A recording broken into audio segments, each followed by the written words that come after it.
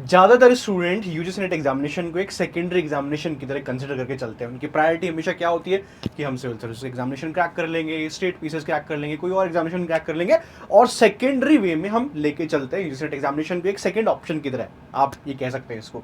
लेकिन मैं UGC net examination के बारे में एक चीज बताता हूँ जो आई होप आपको पता होगी, नहीं पता तो जान लीजिए इस चीज को, क्योंकि ये जो चीज है जो मैं आपको बताने वाला हूं, इसे सोच के अगर आप चलोगे तो आप इस यूजीसी नेट एग्जामिनेशन को एक प्रायोरिटी के तौर पे लेके चलेंगे। ठीक है, इसको सेकेंडरी एग्जामिनेशन आप ना कंसिडर करें, इसके ऊपर फोकस्ड होकर पढ़ाई करें और 4-5 महीने में इस एग्जामिनेशन को क्रैक करने की कोशिश करें, तैयारी करके एक ही अटेम्प्ट के अंदर। तो वो मैं आपको बताने वाला हूं कि क्यों इस एग्जामिनेशन को आप प्रायोरिटी पे कंसिडर करें, और आपको जो मिलता है इस एग्जामिनेशन के अंदर वो वे अबव एवरीथिंग है। ठीक है, जो आप एक्सपेक्ट भी नहीं कर सकते हो, मैं उस चीज के बारे में आपको बताता हूं। सबसे पहली चीज क्या है, जब आप यूजीसी नेट एग्जामिनेशन देते हो तो आपको एक फेलोशिप मिलती है। वो फेलोशिप का अमाउंट बढ़ा दिया गया। पहले फेलोशिप का अमाउंट आई थिंक वो 32 या 33,000 हुआ करता था, अब वो जाके हो चुका है 37,000, और इसके ऊपर एचआरए हो गया। ठीक है, तो जनरली जो भी कोई स्टूडेंट पीएचडी परस्यू कर रहे होते हैं उनको 40,000 प्लस स्कॉलरशिप मिल रही होती है, और फिर वो एसआरएफ के अंदर भी कन्वर्ट हो जाते हैं, यानी कि और ज्यादा हो जाती है, 45 के राउंड में चली जाती है स्कॉलरशिप। अब ये स्कॉलरशिप जो होती है वो 4 तरीके की स्कॉलरशिप है जो यूजीसी नेट फॉर्म फिल करके आपको मिलेगी। ठीक है, जैसे आप यूजीसी नेट आप फॉर्म फिलअप करोगे तो ध्यान दीजिएगा कि अगर आप पहले तो जेआरएफ है, तो जेआरएफ तो देखो सभी के लिए एप्लीकेबल होता है। तो जब एप्लीकेशन फॉर्म जब आप फिल करते रहे तो प्लीज मेक श्योर इस चीज का आप ध्यान दीजिएगा कि जेआरएफ तो देखो सभी के लिए एप्लीकेबल है। ठीक है, जो भी कोई जनरल कैटेगरी से बिलोंग करता है, EWS, OBC, SC, ST, third gender, सभी से बिलोंग करते हैं, सभी के लिए जेआरएफ एप्लीकेबल है। तो यहाँ पे आपको कुछ टिक करने की जरूरत नहीं है। जब भी एप्लीकेशन फॉर्म फिलअप करोगे तो वहां पे जेआरएफ आ जाएगा, पीएचडी आ जाएगा, एंड उसके साथ साथ नेट आ जाएगा। तो जैसे आप जेआरएफ पे क्लिक करते हो तो ऑटोमेटिकली जो नेक्स्ट 2 ऑप्शंस है वो भी ऑटोमेटिकली क्लिक हो जाएंगे। तो जेआरएफ के लिए सभी को अप्लाई करना है जिसकी भी एज 30 से कम है जनरल कैटेगरी के अंदर, and 35 for women and SC, ST, OBC, PWD उनके लिए। तो सभी के सभी स्टूडेंट जेआरएफ पे क्लिक कीजिए। आप अगर आप जेआरएफ क्वालिफाई करते हैं तो आपको वो फेलोशिप मिलती है, फिर अगर आप पीएचडी परस्यू करते हैं तो। देन एक और चीज आपको फिल करनी है, अगर उसको फिल करोगे तभी ये स्कॉलरशिप मिलेगी, अदरवाइज मिलेगी ही नहीं।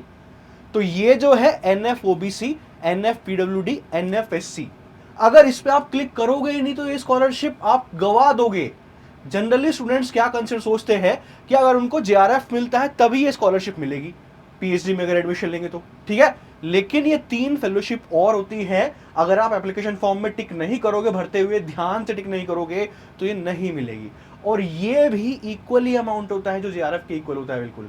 National fellowship for OBC student, तो जो भी कोई ओबीसी से बिलोंग करते हैं इसको जरूर फिलअप कीजिए। ठीक है, टिक कर दीजिएगा फॉर्म फिल करते हुए।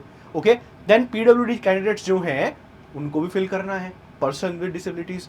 देन एससी स्टूडेंट्स, तो मेक श्योर करो कि इसको भूलना नहीं है, ध्यान रखना है कि ये आप टिक करें, क्योंकि ये सेम ही फेलोशिप है। डजेंट मैटर, हमको तो फेलोशिप से मतलब है ना। अगर जेआरएफ क्वालिफाई हो रहा है तो well and good, JRF cut off high होती है बहुत। ठीक है, तो वेल एंड गुड है, जेआरएफ क्वालिफाई हो गया था। लेकिन अगर जेआरएफ क्वालिफाई नहीं होता है तो आपके पास फिर भी मौके हैं। ओबीसी स्टूडेंट्स के पास ये मौका है ओबीसी की स्कॉलरशिप लेने का, पीडब्ल्यूडी स्टूडेंट्स के पास ये मौका है, एससी स्टूडेंट्स के पास ये मौका है। तो आवेदन करते हुए इस चीज का ध्यान रखिए, एप्लीकेशन फॉर्म फिल करते हुए ध्यान रखिए कि आप इस ऑप्शन को टिक जरूर करें। ओके, ये फेलोशिप जो मिलती है जितने भी साल आप पीएचडी परस्यू करते हैं तब तक मिलती रहती है। ठीक है, जिसका अमाउंट 25 लाख से ज्यादा हो जाता है जितने भी साल आप पीएचडी परस्यू करोगे। आप मिनिमम जो स्टूडेंट होते हैं इंडिया के अंदर जो पीएचडी परस्यू करते हैं वो 4 साल लेते हैं, 5 से ऊपर भी चला जाता है। ठीक है, 6 साल तक आपका मैक्सिमम जो है 6 साल है। ठीक है, तो 5 साल आप परस्यू कीजिए, 6 साल तक परस्यू कीजिए, 25 लाख से ऊपर की आपको फेलोशिप मिलती है। ठीक है, और ये इतना बड़ा अमाउंट है, ऑब्वियसली बड़ा अमाउंट है ये।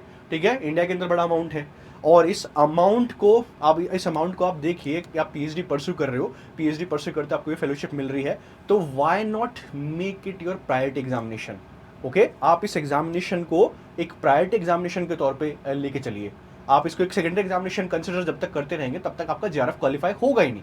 ओके, आप दूसरे एग्जामिनेशन को प्रायोरिटी कंसिडर कर रहे हैं, इसको सेकेंडरी कंसिडर कर रहे हैं, ना आपका वो वाला हो पा रहा है ठीक से, ना ये हो पा रहा है। तो फोकस करो इस एग्जामिनेशन के ऊपर, अच्छे से दीजिए और अच्छे से देके जेआरएफ क्वालिफाई कीजिए। ठीक है, मैं एक चीज और बताता हूं, ये तो फेलोशिप है, इसके साथ साथ अगर ये फेलोशिप आपको मिलती है तो फेलोशिप आपको मिलते हैं तो आपको आप ये पैसा उठाइए साथ साथ। उसके साथ साथ जब आपको कोर्स वर्क कंप्लीट हो जाता है, आप एज अ गेस्ट फैकल्टी पढ़ा भी सकते हैं, ठीक है। आपको ये रिवील करने की जरूरत नहीं है कि भाई मैं स्कॉलरशिप उठा रहा हूँ, आप चुपचाप स्कॉलरशिप उठाते रहिए, और साथ साथ आप एज अ गेस्ट फैकल्टी पढ़ा भी सकते हैं यूनिवर्सिटीज़ के अंदर, ठीक है। तो वहाँ का अमाउंट अलग हो जाता है, ठीक है, जो आपकी नॉर्मल सैलरी के तौर पर मिलता रहेगा, ये तो चलता ही रहेगा, वो भी मिलता रहेगा, ठीक है। तो इतनी बड़ी अपॉर्चुनिटी आपके पास सामने आई हुई है यूसीएट एग्जामिनेशन क्रैक करने के लिए, इसको गवाइए मत, मेहनत कीजिए ज़बरदस्त तरीके से और इसको क्वालिफाई कीजिए।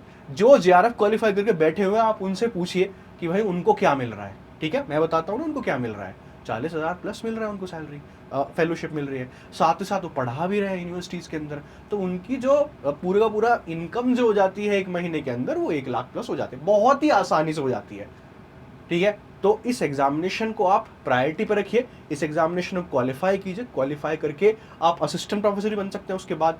आपको ऑलरेडी पता है कि अगर आप नेट क्वालिफाई करते हो तो आप एलिजिबल हो जाते हो असिस्टेंट प्रोफेसर के लिए, ठीक है। असिस्टेंट प्रोफेसर बन गए तो आपको फेलोशिप तो ऑब्वियसली बंद ही हो जाएगी, लेकिन असिस्टेंट प्रोफेसर बड़ी बात होता है, वहाँ पे ऑलरेडी ऑटोमेटिकली आपकी सैलरी नियर टू 1 लाख चली जाती है। जैसे कि यूपीएचसीएससी का नोटिफिकेशन अभी आया हुआ है, आरपीएससी का भी ऐसे आता है, एंड और भी जो स्टेट बॉडीज होते हैं उनके नोटिफिकेशन आते रहते हैं। Okay, so that's it from my side. Fellowship के बारे में ध्यान रखिए, टिक भी ध्यान से कर दीजिएगा। एंड अगर आप वो स्टूडेंट जून 2025 की तैयारी कर रहे हैं, अभी से प्रिपरेशन करना शुरू कर सकते हैं, और मेक श्योर कीजिए कि एक अटेम्प्ट के अंदर वो भी क्वालिफाई करें। दिसंबर के स्टूडेंट के पास भी जेआरएफ बूस्टर कोर्स ज्वाइन करने का ऑप्शन है, तो आप सीधे क्या कीजिए, जो ये वीडियो आप देख रहे हैं, अगर आपको कोर्सेज के अंदर एनरोल करना है तो सीधे देखो, ये जो आप वीडियो देख रहे हो, ये जो आप वीडियो देख रहे हैं, इसके डिस्क्रिप्शन बॉक्स के अंदर जाइए। मैं आपको सिंपल प्रोसेस बता देता हूँ। ये जो वीडियो आपकी चल रही है, इसके डिस्क्रिप्शन बॉक्स के अंदर जाइए, वहाँ पे जाके आपको एनरोल कर लेना है। देखो, जैसे मान लीजिए ये सेशन चल रहा है, ठीक है, ये डिस्क्रिप्शन बॉक्स के अंदर जाइए, मोर पे क्लिक कीजिए, मोर पे जाओ, click here to get the offer, इस पे क्लिक कीजिए, ठीक है। इस पे आप जैसे क्लिक करोगे आपको सारी की सारी इंफॉर्मेशन मिल जाएगी। देखो, अगर आप जून के स्टूडेंट है तो ये रहा 9332 में, अगर दिसंबर का बूस्टर कोर्स लेना चाहते हैं 4 से 6 में, लेकिन वेट कीजिए, इससे भी सस्ता हो जाएगा। अप्लाई कूपन के अंदर गेट यूजीसी हटा दो, ये जो गेट यूजीसी लिखा हुआ है इसको हटा दीजिए, ठीक है।